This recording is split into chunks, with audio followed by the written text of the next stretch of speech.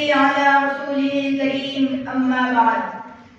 اللہ تعالیٰ نے قرآن پاک میں فرمایا ان الصلاۃ کانت علی المؤمنین کتابا موقوتا، بے شک نماز مسلمانوں پر وقت مقررہ پر فرض کی گئی ہے۔ حضرات سامعین، میری تقریر کا موضوع نماز ہے، جس کو عربی میں صلاۃ کہا جاتا ہے۔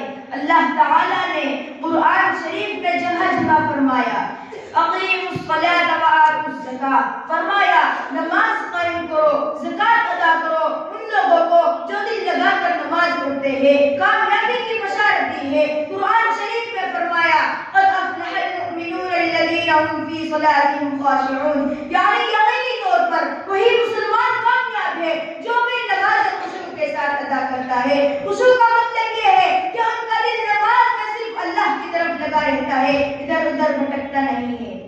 حضرات، اللہ کے رسول صلی اللہ علیہ وسلم کے پیارے صحابہ اکرام جب نماز پڑھا کرتے تھے تو ایسے پڑھا کرتے تھے ان کو اپنے آس پاس کی خبر تک نہیں ہوتی تھی، وہ تو بس اللہ کی یاد میں ڈوب جاتے تھے۔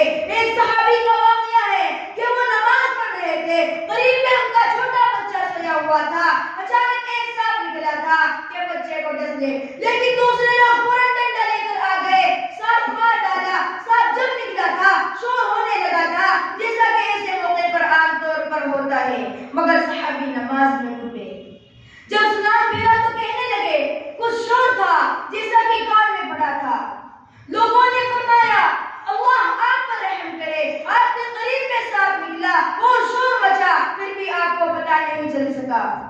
انہوں نے فرمایا بھائیو، میں نماز میں اپنے مولا کی یاد میں ڈوبا تھا، اگر اس طرف سے دھیان ہٹ جاتا تو پھر نماز ہی کہاں رہ جاتی۔ حضرات، یہ حال تھا کہ صحابہ اکرام کی نمازوں کا اس لیے ان پر اللہ کی رحمت نازل ہوتی تھی، اللہ تمہاری مدد کرتا تھا۔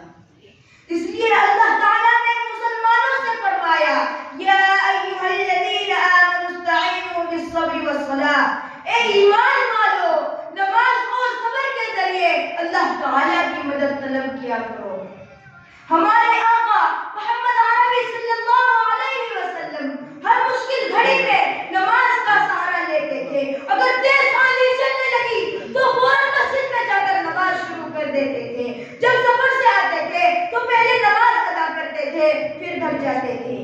آپ صلی اللہ علیہ وسلم نے فرمایا میری آنکھوں کی ٹھنڈک نماز میں رکھی گئی ہے، نماز ہی سے دل کو سکون ملتا ہے۔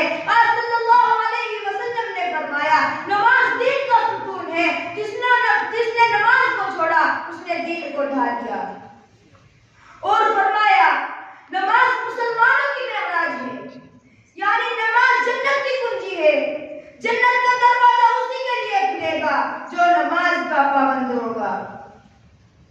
حضرات، آپ صلی اللہ علیہ وسلم نے فرمایا جس نے جان بوجھ کر نماز کو ترک کیا اس نے کفر جیسا عمل کیا۔ لہذا ہم کو نماز کا بہت زیادہ اہتمام کرنے کی ضرورت ہے، اپنے کو ہر حال میں نماز کا عادی بنائیں، یہی کامیابی کا راستہ ہے، اسی میں نجات ہے۔